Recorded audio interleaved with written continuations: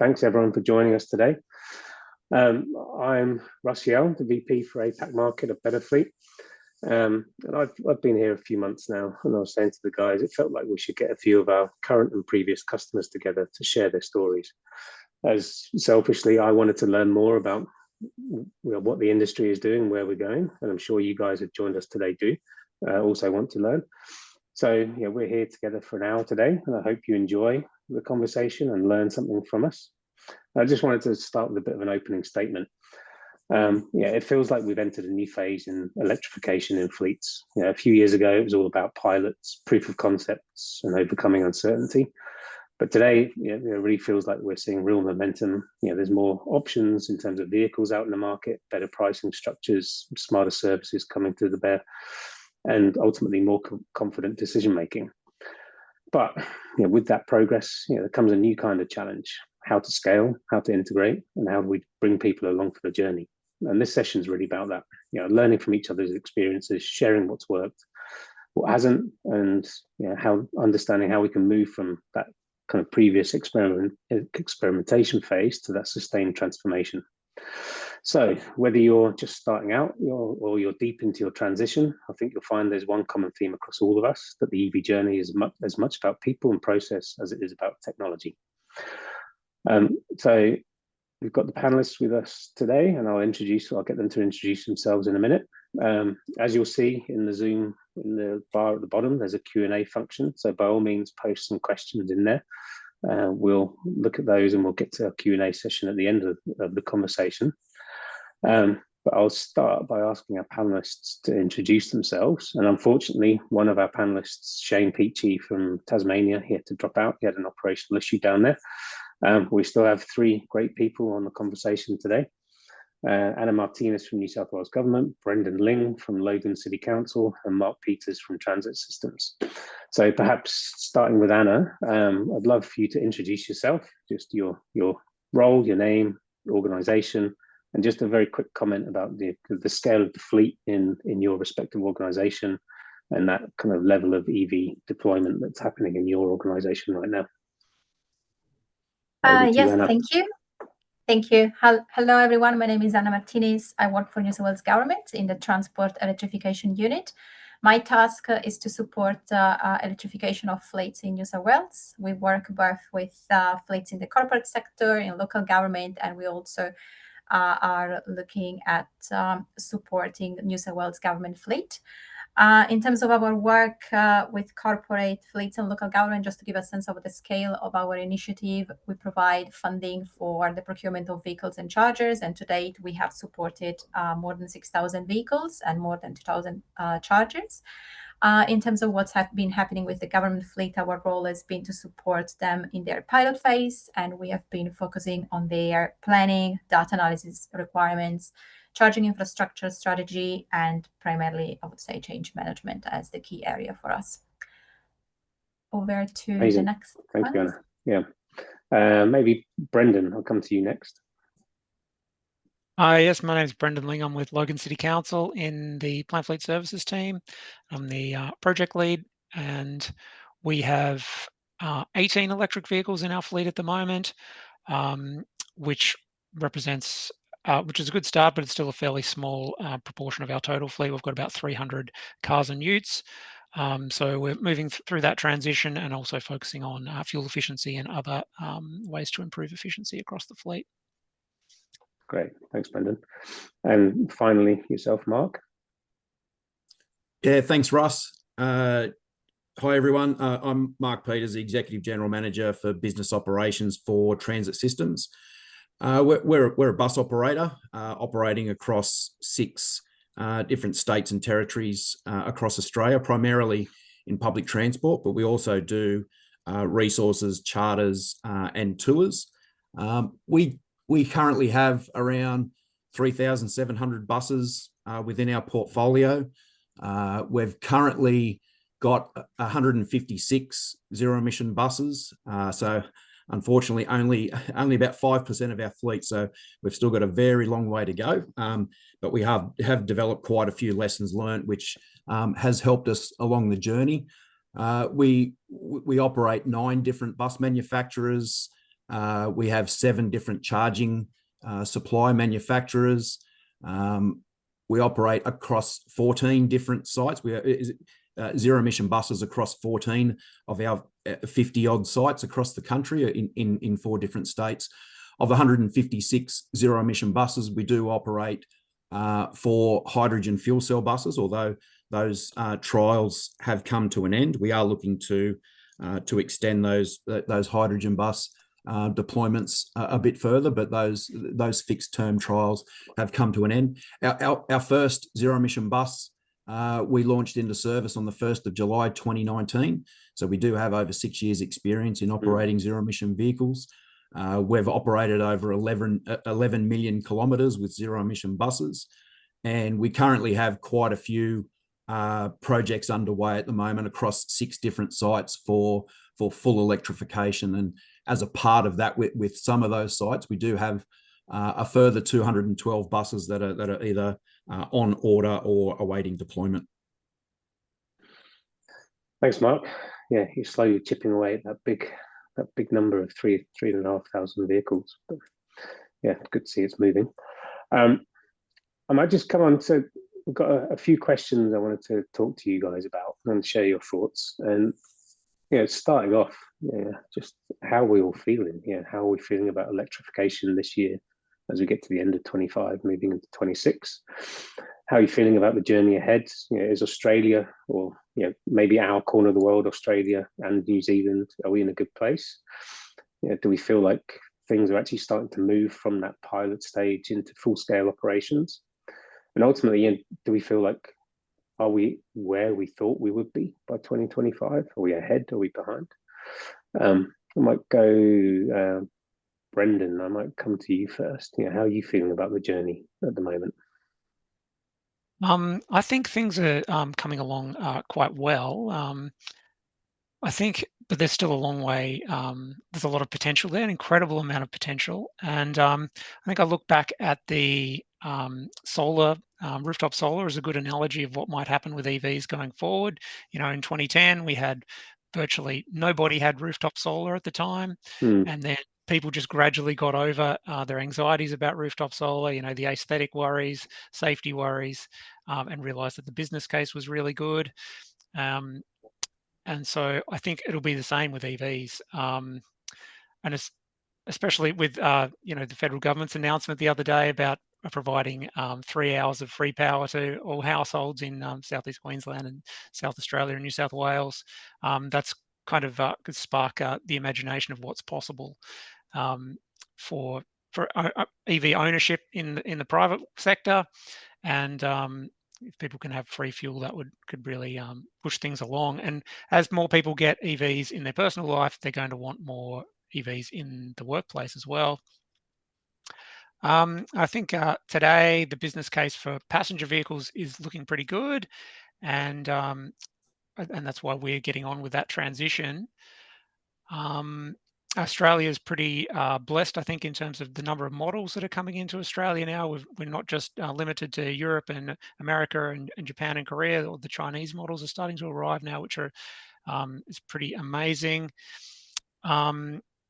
I guess one thing that's not quite going as well as I kind of hoped was the rollout of electric utes into Australia. There's not a lot to choose from still.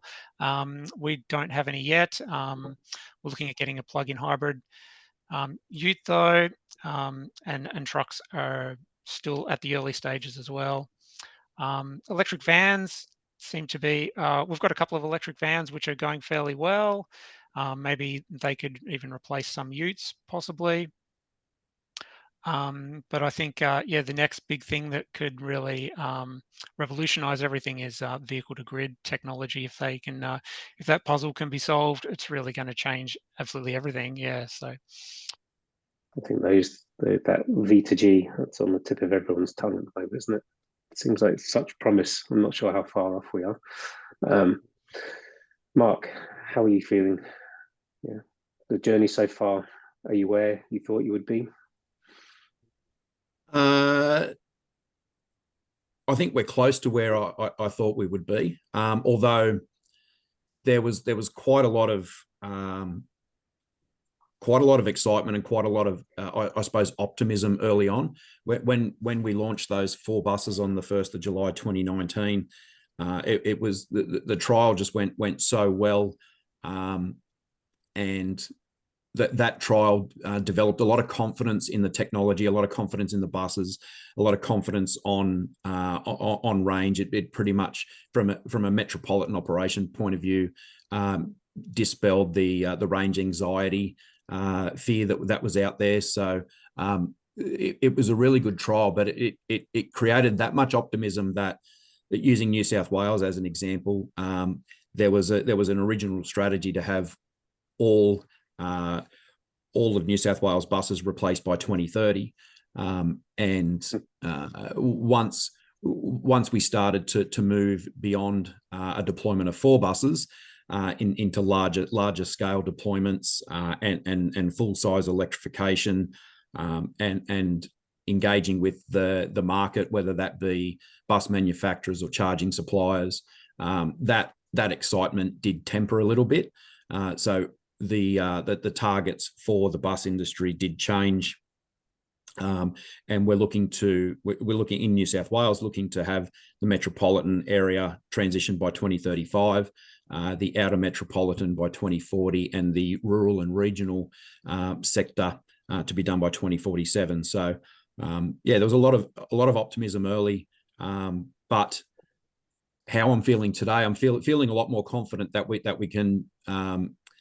can definitely achieve those timelines. I think they're rather conservative, and I am optimistic today in that we will not only achieve them, but we'll bring some of those timelines forward a little bit. Thanks, Mark. Yeah, I think that the bus industry seems to really be sort of leading the nation, doesn't it, with all the work that's happening, particularly in New South Wales. Yeah, definitely. And Anna, you've got a very broad view of the 18,000 vehicles across New South Wales. How are you feeling about where you've come from, the state of Australia as a market now? Do you feel generally we're in a good place? You're where you thought you might be? Well, I think I'll probably just share a couple of key indicators that are telling me how we are traveling, and this is just reading a bit the context and in which environment we are traveling in this transition. So we have, I think since when I started doing this work, it was 2018. At the time, there were not so many policies in place. Today we have a new vehicle efficiency standard that it's there, and it's starting to help with model uptake. More models coming to Australia, which I think it's really a game changer. Now we have 94 BEVs model available to choose from. Clearly, there are still limitations around the utes and the vans, which we hope we hope this will change soon, so we can have more choice in those segments too. But I think these policy changes are driving more opportunities, which are important, and this makes the journey ahead looking easier. The other key indicator for me, which is really encouraging, is also, if you read the latest EV state report from the BEV Council, there is an interesting statistic, which is that there is now a 300% increase in sales in the secondary market. This is very important because it's telling us that the secondary market are also starting giving good signals in terms of confidence, and this is fundamental for fleets. And we need to keep working on that too. It's not just what we are doing to support primary markets, but also what's happening in the secondary market. So we have the full loop, and we can have an environment which is conducive to faster change. So for me, these two main elements are kind of reassuring. And I can see not only across the board that I'm doing that I've been doing for the government fleet, but also across other fleets, that there is more optimism. I would say that the momentum is definitely real. There are more opportunities, there are more skills, and there's more information out there that enables fleet managers to make better decisions. But this momentum, it's not guaranteed. So I think we still need to sustain the market, make good decision, and share the learnings and help the market growth. So positive but cautious in terms of where I think we are compared to the journey. If I think about New South Wales government and all the also policies that we have put in place, probably at the time and the strategy that we have put in place, when we did it, we were probably a bit more optimistic. By now, we were expecting passenger vehicles to be even more convenient in terms of transitioning. So like the famous price parity, if you go back in 2018, everyone was saying, oh, it's gonna, by 2025, we're gonna be done with passenger vehicles. I think there is still a bit of gap there in some applications. So probably at the time when setting the strategy, we were a bit optimistic. But as I said, because of the indicators that I described at the beginning, there are very positive signals that we are on the right track. But let's keep the good work going and not think that everything is easy. I think we are at a very critical phase in the transition, and we need to stay all focused. Yeah, thanks, Anna. I think back in 2018, weren't they also saying that we're all going to be in driverless cars by 2025 as well? That didn't go so well. I think we're still a long way from that. So at least the EV space, we are actually moving quicker. I think picking up on a few of those comments and what you touched on, Mark, there's that the early movers jumped in and gave it a go, and it was all, this was all amazing. It's almost that kind of those hype curves. We have that super optimism, everything's great, it's all going to be easy, and you get to a point, it's like, oh, actually, this is a bit trickier. And it kind of goes into a bit of a trough of disillusionment. But I mean, still relatively new to this industry, but what I've observed, it feels like everyone's kind of coming out of that sort of trough a little bit, and the industry's starting to mature. The suppliers are kind of understanding where their sweet spots are, which swim lanes to stick to, and then ultimately you guys as customers, as people procuring fleet and services and infrastructure, you're better informed to know what good is, how you want to package things up, and how you want to procure things more effectively. And ultimately, all of you guys are starting to get a much better understanding of what this new ecosystem is. Do you feel like now, you're becoming more informed buyers? And do you feel like the industry is actually kind of stepping forward and giving you more of what you actually want and positioning it in a way that makes it easier for you guys to procure, easier for you guys to fit that into your business?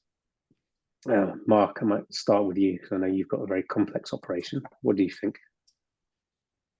Yeah, I think that was a great introduction, Russ, because in the early days, I think stakeholders across the industry saw the potential to make a bit of money out of this, and there were suppliers that were expanding their offerings to offer whole solutions, and the solutions that were being offered were not best practice and not necessarily best of industry.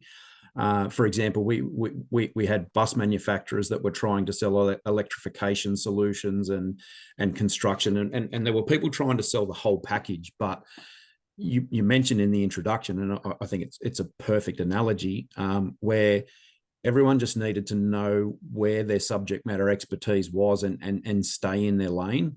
So I think that has happened. People sort of expanded their offerings and then realized that really didn't work. And then bus manufacturers just focus on delivering a good bus product, and your construction partners just deliver the construction, and your charge management software suppliers such as BetterFleet just deliver that strong charge management software, operational data piece.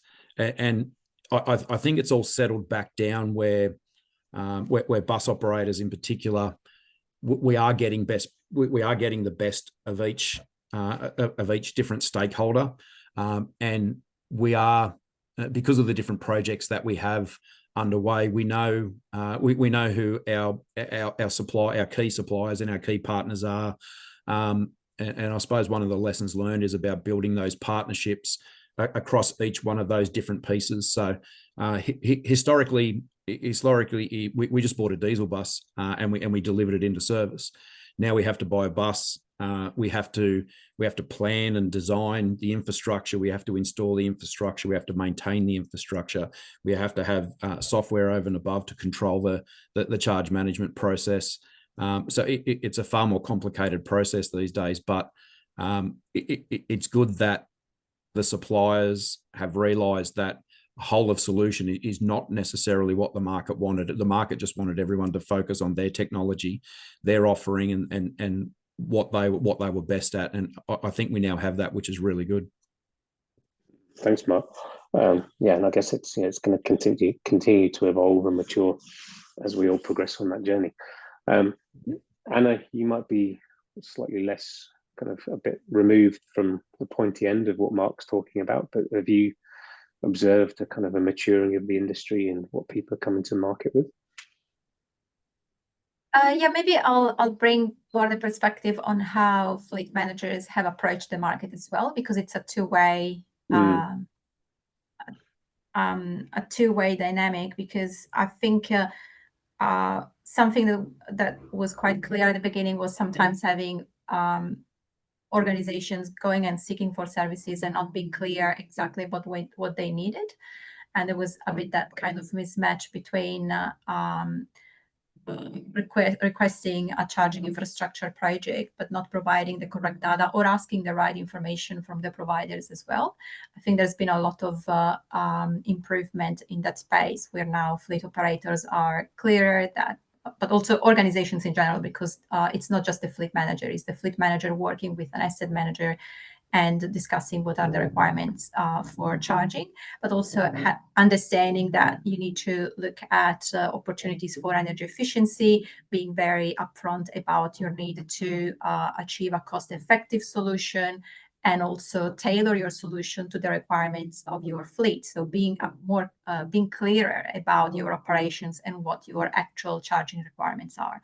So I think there's been a lot of progress from the time when we started and when I've started doing work with fleets till today, from both sides. So I think fleet organizations are clearer about what they want, but also providers are also coming midway with an approach which is more sound in terms of clearly assessing site needs and operations needs. Ultimately, this is very important because we want to avoid to invest in something excessively or unnecessarily. And I think this has been an important point of growth that I've been observing. And I think there's still work to do. You still need to have good education up front to be able to interact efficiently with the market. And it's still something that needs to be cultivated both ways in the interest to achieve best outcomes.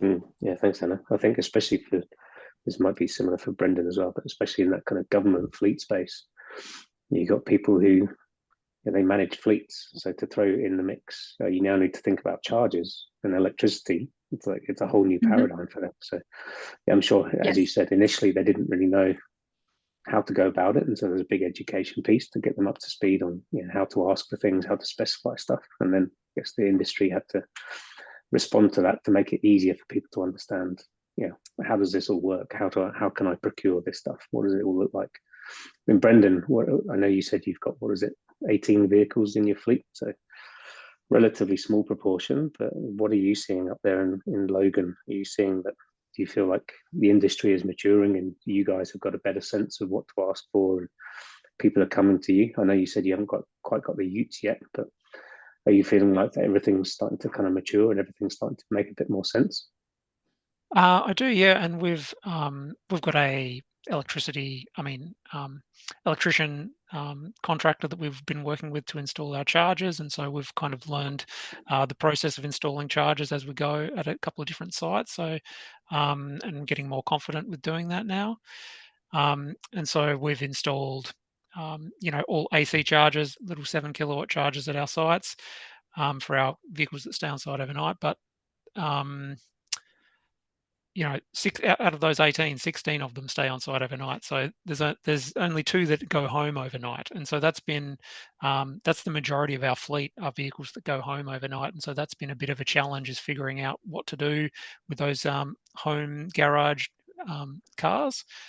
And it seems like the market has kind of come to try and answer that question. And so there's a lot of solutions available now. The solution we went with was asking the staff member who takes that car home to install a charger themselves in their garage. They handle it with their own electrician. It's their house. They install the charger where they want, which brand they want to go with. And we kind of keep at arm's length from it, but we give them a checklist that they can go through with their electrician to make sure they're doing the installation properly. And they handle the cost of that as well. And then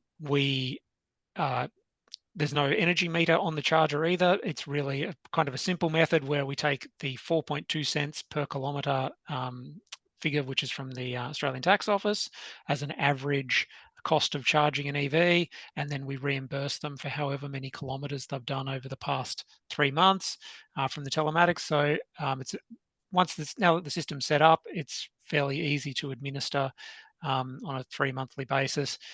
And so that is working for us, but there are other options available which are probably more accurate, but the 4.2 cents is good enough for the tax office, so we're thinking it's good enough for us. So that's how we're going to we're solving that issue at the moment. Yeah, I know we hear this all the time, especially in those, whether it be government or any industry where you've got those kind of people are taking those vehicles home. It's a big conundrum, isn't it? How do you, if you have an employee with a vehicle that has to go home, you want them to have an EV, but then how do you support them in terms of making sure they're always ready to use that vehicle? And it's a headache across lots of different industry segments. So all of you have had vehicles, different types of vehicles for a while, and this, I guess, touches on what you were just talking about, Brendan, in terms of learning from how that works. But with those deployments, like you've got, Mark, you've had buses for what, 6, coming on 7 years now, but you've got lots of data. You're learning from it, learning about how they operate, how they perform, where to deploy, how to best utilize. But just a question to all of you, like, how are you leveraging the data that comes from those deployments, the learnings over time, and how are you using that to inform those future decisions? Like, are the ways this is changing the way you plan, or the way you sort of justify future investments, or you look at how you take some good learnings to say, well, yeah, this is all working well, so now we can expand our fleet. We've got that kind of green tick that this is viable. I might start with you, Brendan, on this one. Like, even though it's a relatively small number, what have you learned from that, and how are you using that in your future planning and your future considerations for the expansion of the fleet? I think when it comes down to individual vehicles, the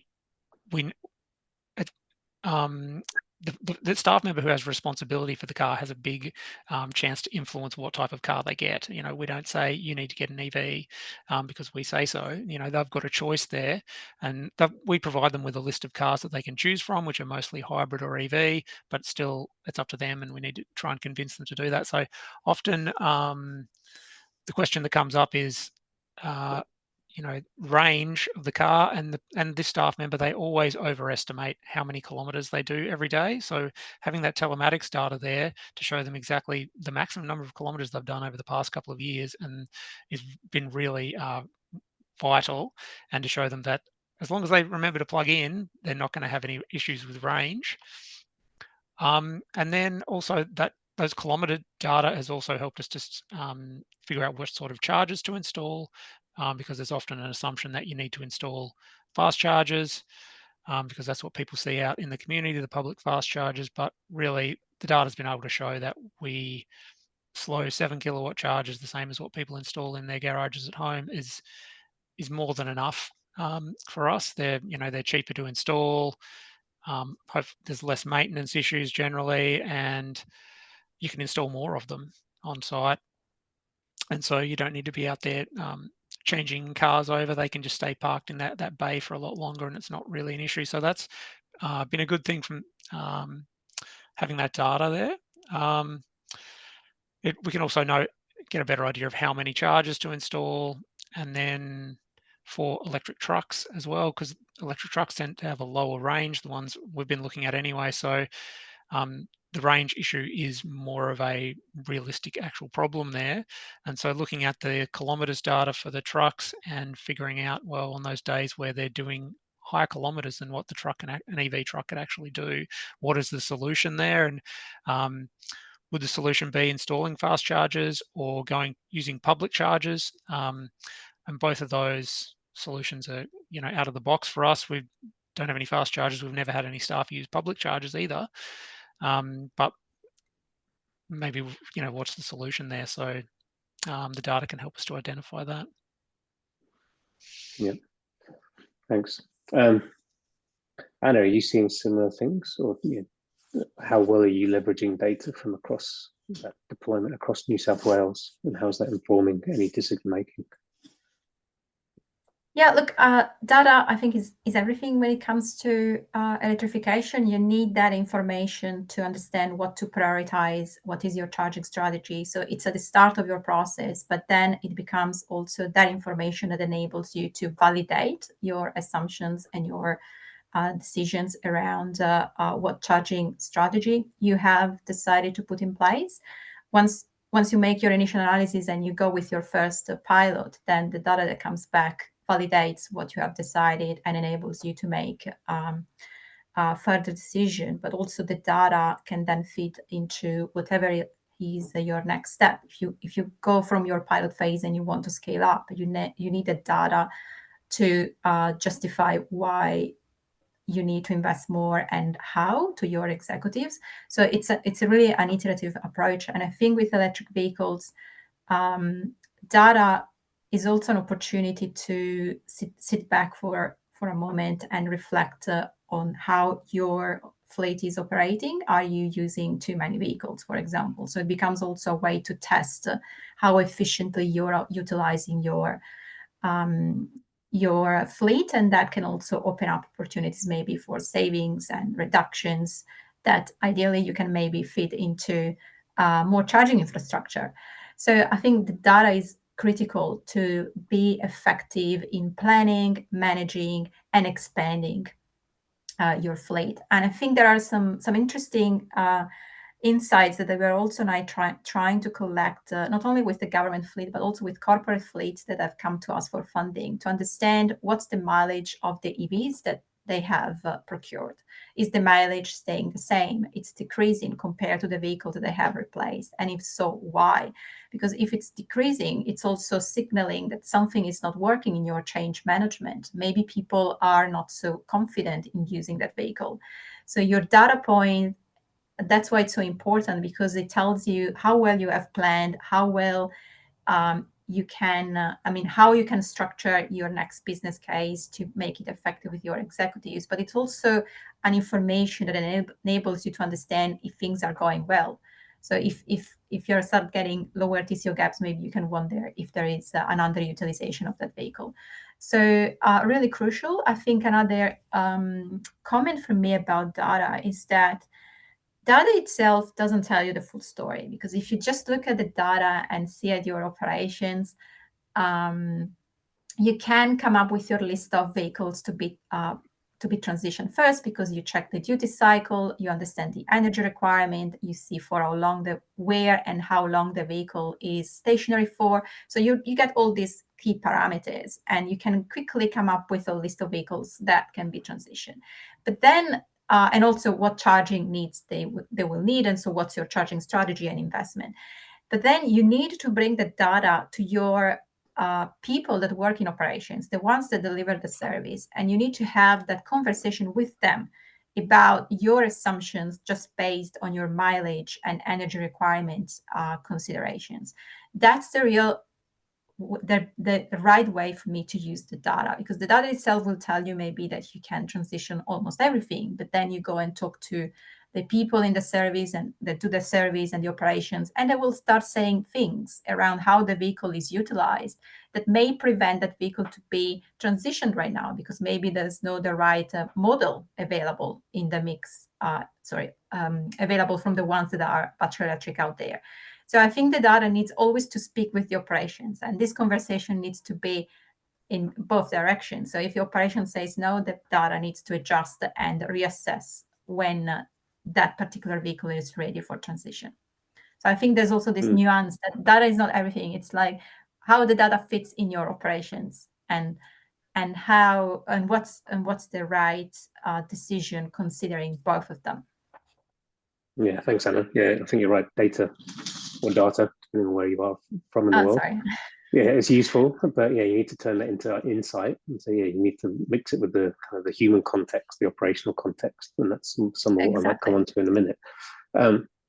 Would it be fair to say, I don't have to answer this if you don't want to, but with this focus on EV transition, Brendan or Anna, you can answer this, that there's been a lot more focus on those vehicle fleets, and you actually, maybe in the past, they kind of operated and they were kind of there and kind of got looked at, but maybe not as intensely as you are now.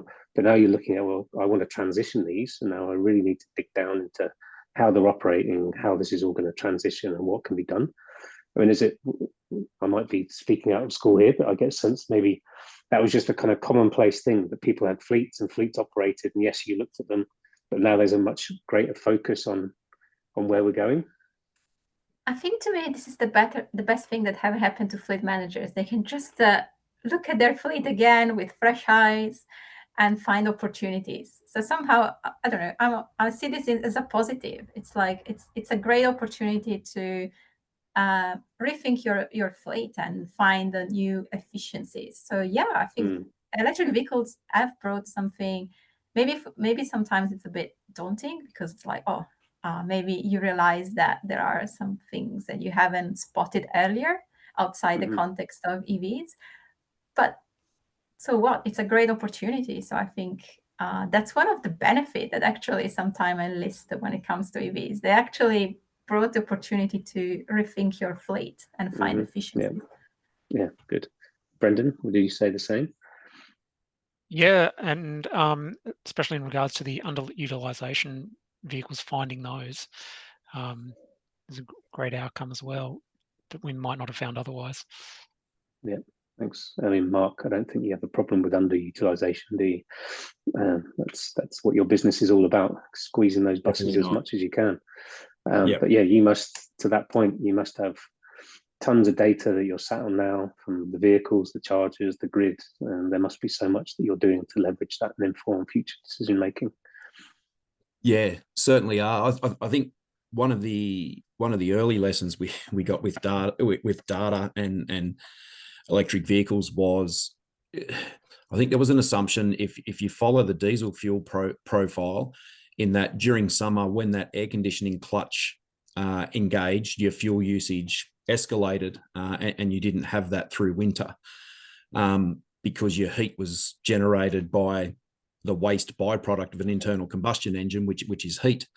Now, whilst zero emission buses do have some heat across some components, the buses do have to generate their own heat, and that comes with energy as well. So whilst you do see some increased energy usage during the summer periods when that air conditioning clutch engages, you do also see a similar profile through winter, with the bus trying to generate its heat. So that was an interesting lesson learnt that we identified pretty early on in the data analysis space.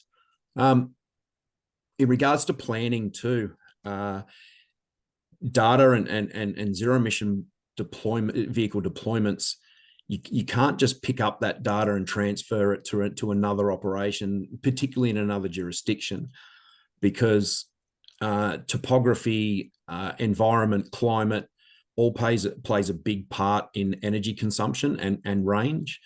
For example, in one of the locations that we operate in an inner city, we send vehicles out and they might average anywhere between only 135 to 150 kilometres a day.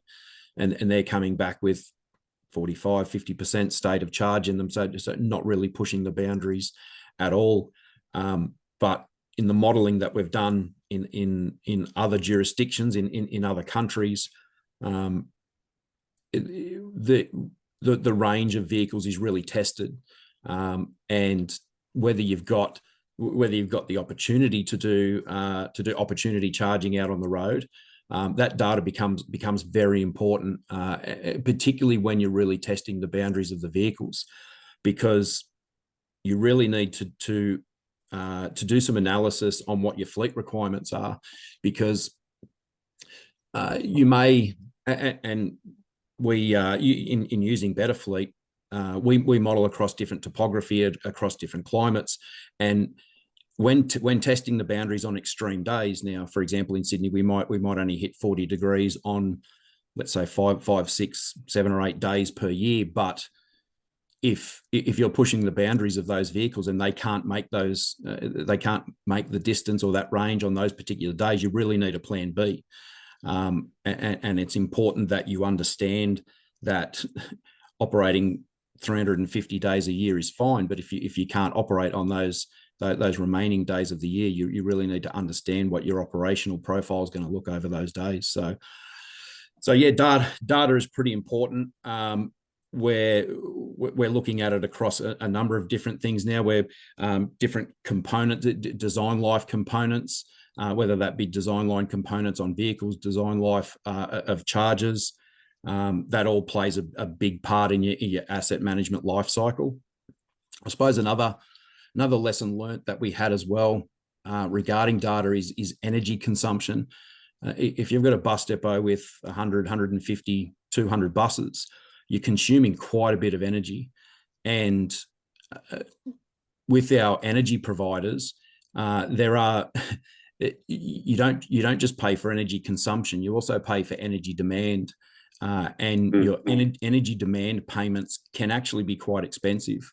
So once you've nominated a particular energy demand, they're usually allocated in 30-minute slots. So you pay for a maximum energy demand over that 30-minute slot, and you're locked into that price. In some jurisdictions, once your energy exceeds that energy demand during that 30-minute period, that then locks in a new tariff for the next 12 months until your energy drops. So you really need to be mindful and use the data to ensure that your charging profile matches what you have advised to your energy provider. So it goes across a number of different departments. It goes across the asset management department. It goes across the operations department. It goes across the finance department. So we've got a number of different areas of the business all looking at the zero emission bus data in order to plan what they do each and every day to make sure that we don't get unexpected charges. Cool. Thanks, Mark. Yeah, I think that the way that those demand tariffs can kick in, and the impact of that on a business like yours, where, as you say, you're consuming so much energy, it can have a really significant impact. That's actually a really nice segue into the next question, which is really thinking about, in theory, the technology, the infrastructure, the assets, the vehicles, they're there, you can buy them. It's relatively easy in the grand scheme of things. But what I see and what I've heard and what I've seen in previous roles is that's the easy part. It's actually the journey you're going on and the change management, which is the hard part. I think you were just alluding to some of that, Mark. So that process of how do you bring people along the journey? How do you understand things like range anxiety? It's a whole new operational paradigm, loads of new things that people need to be thinking about. Like, how do you do that with the grassroots team, the people in the depots, the fleet managers, and then how are you kind of leveling that up to leadership to convince everyone? Well, sometimes people don't need convincing, but getting everyone on the same page and getting people to all go on that journey and embrace it rather than seeing it as something fearful. Mark, let's stick with you for a minute. I'm sure that's been a big journey for you guys to bring all those depot staff, the drivers, and everyone along on that journey. Yeah, look, it was definitely front of mind, particularly when we launched the first four buses out of Leichhardt back in 2019. The change management process was something that we put a lot of consideration in, and we developed a change management plan that touched on every single factor right across the business of anyone who was going to be impacted by the change. And what we found was that, given that we put a lot of effort into the planning the change management process was okay. So from an asset management point of view, there's been quite a lot of change in bus technology over the years, whether that be diesel, whether that be compressed natural gas that came in probably 25 years ago. But even diesel buses over time have changed significantly. The door systems have changed. The driveline management systems have changed. The air conditioning has changed. There's so much technology in a new diesel bus these days that simply by going to a zero emission bus, it was just a different driveline. So the asset management team just really had to change their thoughts about how they manage that particular driveline. So we found that it was okay from an asset management point of view, and the technology was adopted pretty well. With the drivers, we put quite a bit of training into the drivers from the manufacturers, and we started with a small group of drivers, and we found that we had very good performance. So some of our regeneration is up to about 40%. 35 to 40%. And what we found was that when we expanded the pool of drivers, we found that the regeneration rate actually decreased, because driving a zero emission bus from a performance point of view and trying to get the best economy out of that zero emission bus actually does take some understanding on how to maximize that. So what we did was we got that larger group and we put them through another training program. So it wasn't only to drive the bus, it was how to drive the bus economically. So that was an early lesson learnt that we've now deployed across all of our zero emission bus deployments in how to drive it and how to maximize that energy efficiency rate. So once we did that, we found that the drivers were onboarded pretty easily, and they enjoyed the new technology. It's a pretty easy sell to the drivers because the buses do perform very well. Their torque and their takeoff is quite impressive. So they do enjoy driving them. We also had our operations team who dispatched the buses. They had to be mindful to ensure that the buses were fully charged overnight. It's a different refueling process. So we weren't running buses through a diesel refueler. We had to plug them in. We had to make sure that the handshake took place. The buses were charging, and they kept charging overnight, so that in the morning that they were all at 100%, and they could all go out and meet their daily requirements. So there was some change management that we did with the operational staff. But yeah, we found that if we were mindful of the change, we planned and prepared for the change, that the change was rather well received. Oh, thanks, Mark. Anna, what are you seeing? What have you seen as that kind of the challenge with bringing people along the journey? I know you touched on it a little bit with some of the fleet managers, but how have you thought about that, that initiative to bring people along? Yeah, I think bringing people along is the most crucial part of all this journey. So I think I have two comments here. One is change management. It's about the 3 areas and 3 main topics. So the 3 areas is change management implies, first of all, to have your executives on board. This will require a bit of top-down approach as well. It can't just occur bottom up. So you need to secure that executive support and keep it along the journey. Then you have this the need to work with the drivers and the stakeholders involved in the journey. And here it's a matter of there are 2 main things to think about. One is to fill in the knowledge gap. There are misconceptions. People have questions. You need to be able to provide the right information, to provide education, and then you need to expose people to the technology. EV test drive days, making people driving these vehicles will just be the easiest way to conquer their hearts. They will love it. I think anytime I've seen EV test drive days of drivers trying the vehicle, it's very unlikely that they will say, "Oh, I don't want to drive this anymore. It's exposure to the technology that builds confidence. I think the three main reasons reported in a survey that we did around drivers maybe not wanting to go to have EVs even before trying them out were around, first of all, I don't know how to start it. So it's so different. I don't know how this works. So like people were just like put off by the look of it. The second one is, I don't know how to charge it. And then, range anxiety. So these things are kind of the immediate reaction when someone approaches something new. There are brilliant ideas to address all of this. You can have inductions, you can have trainings, you can have how to start your vehicle guides, just to have them available through an app or something. There are millions of ways how you can address them. There are simple things that you can do to address very big questions, though, that put people off from trying the technology.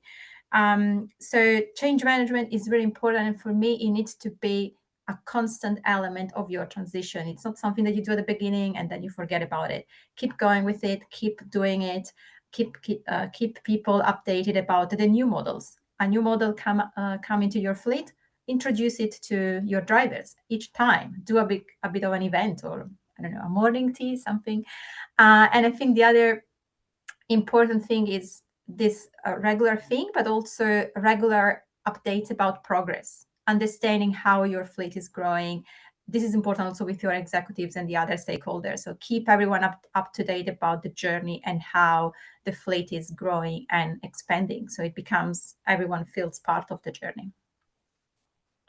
Thanks, Anna. Yeah, I think what you were just saying about people not knowing how to start it, that's probably applicable to a lot of new cars where you've got the sort of push button start. I'm sure there's, whether it be an EV or a petrol vehicle, you jump in with a key in the hand going, what do I do now? What do I do now?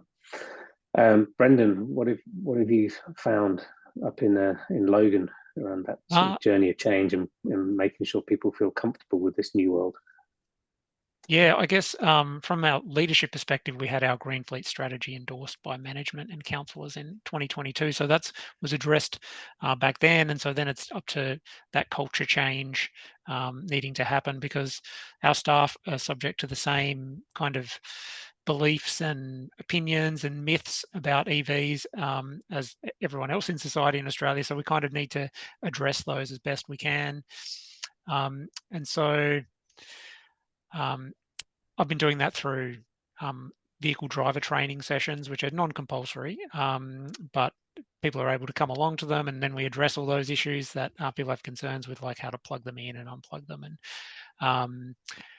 and what to do if you might run out of range, and other things like fire risk and things that people might be worried about. But also we kind of address those myths as well, even though they're not specifically needed to know in order to drive an EV. It's kind of that culture change of addressing those myths that are abound, like the battery life. The battery's probably going to last longer than the car, so that's not something you'd need to worry about. The benefits of vehicle to load and how cheap an EV is to drive, and kind of make the idea is to try and get them thinking about getting their own EV, I guess, and be open to that idea. And then there's also, as Anna said, about having cars that people can drive. So our carpool cars at most of our sites are now EV, and we encourage people to get behind the wheel of those EVs once they've done the training, because that's kind of the key to winning people over.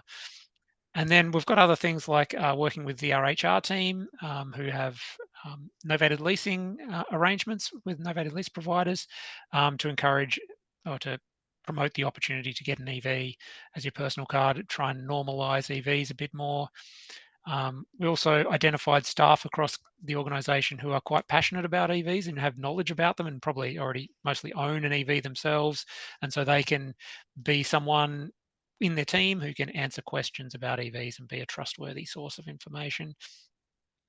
And we call them the Future Fleet Supporters team. We'll give them these green T-shirts for them to wear.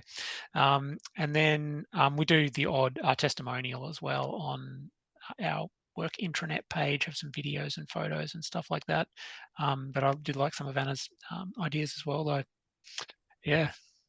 Thanks, Brendan. Yeah, I think ultimately this is all about just making EV feel like the new normal. It's not scary. Yeah. It's here. we just need to get people comfortable with the idea that an EV, an electric vehicle, is just a vehicle now. Just conscious, we're kind of getting to the top of the hour, and I want to get a couple of Q&A from the audience going. But just as a final comment, you've all been on the journey at sort of different times. So is there anything that you could share with the audience, something that you've learned that you wished you could kind of go back in time and do differently? Just a quick kind of comment, if you have anything that jumps to mind in terms of what you wish you could have done differently. Brendan, might start with you. I guess one little thing that I found was the telematics data is really good. It gives heaps of great information. But when it comes to how much electricity, kilowatt hours of electricity are going into the car, the telematics can't always provide that, and seems to be dependent on the model of car, whether the manufacturer makes it available to them. So in our case, our Hyundai Ioniq 5s and our Hyundai Kona, great information, all the electricity data you could want. But then for our Kia Niros, LDV vans, it's kind of limited. So if it's not a deal breaker, we can estimate the electricity consumption, but that's just an interesting thing that I found, and not having access to that data all the time. Yeah. Mark, anything quickly that you wish you'd done differently, or you now know that you wish you'd known at the start? Yeah, I think the project management, contract negotiation with multiple stakeholders, and risk allocation has been challenging. The tech's the easy part. Getting the buses, getting the chargers, getting the charge management software solution, getting all of that in place is pretty easy. But just that contract negotiation and actually getting to the project delivery and construction stage has been challenging. So I suppose identifying your contract structure, having a discussion upfront and early about risk profile, and sorting all that out really early has been a big lesson learned. And if I had my time again, would do differently. Thanks, Mark.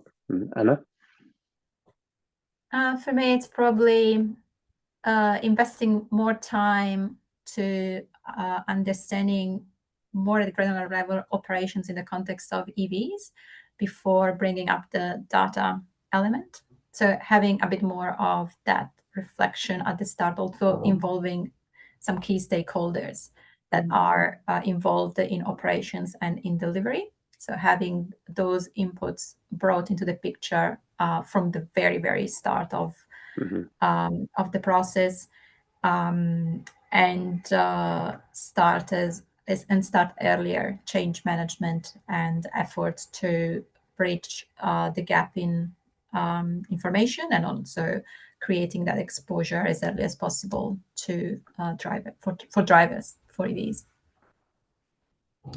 Thanks, Anna. We really are running out of time, so I'm just checking some of the Q&A on here. Where are we?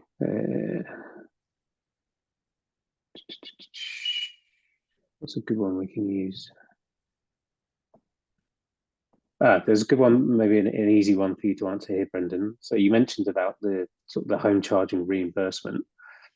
Have you had any roadblocks when planning and implementing that?